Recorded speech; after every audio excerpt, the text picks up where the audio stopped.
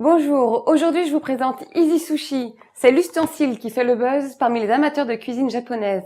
Non seulement il est ludique et pratique à utiliser, mais en plus il vous permettra de laisser libre cours à votre créativité en réalisant toutes sortes de recettes de roulés.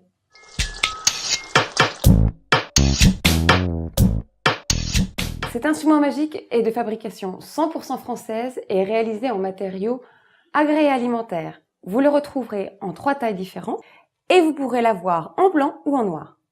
En démonstration du Easy Sushi, on va faire ensemble une recette de California Roll. L'ingrédient indispensable pour cette recette, c'est le riz japonais. Il est très chargé en amidon et ça fait de lui un riz gluant, indispensable pour qu'il colle aux feuilles de nori. Bien entendu, on aura aussi des feuilles de nori, qui est tout simplement de l'algue séchée. On aura des crudités, aujourd'hui du concombre, du poisson frais, le saumon, ainsi que des graines de sésame. On déroule le film plastique et on le fixe.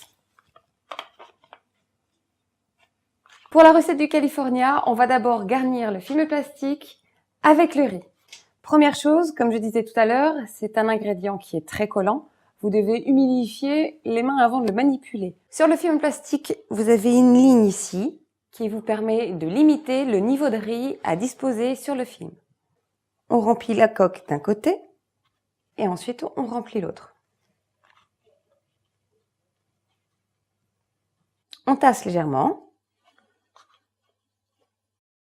Je vais couper ma feuille de nori en faisant en sorte qu'elle rentre exactement au niveau du riz. Et je la dispose donc sur mon riz. On va creuser légèrement avec les doigts. Et on va disposer maintenant le poisson et les crudités.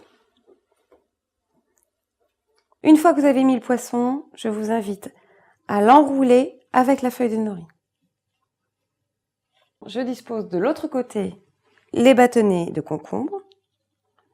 Et de la même manière, je vais rabattre la feuille de nori dessus. À présent, je ferme en maintenant bien le rouleau qui est ici.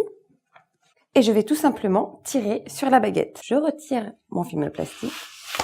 Ça va me permettre de bien tasser le riz. Ensuite, il ne reste plus qu'à sortir notre California et à le rouler dans les graines de sésame.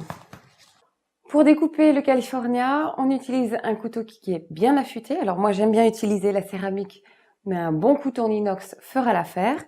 Et prévoyez un bol ou un verre d'eau pour tremper votre lame avant de couper. Comme le riz est très collant, ça évite qu'il adhère à la lame du couteau.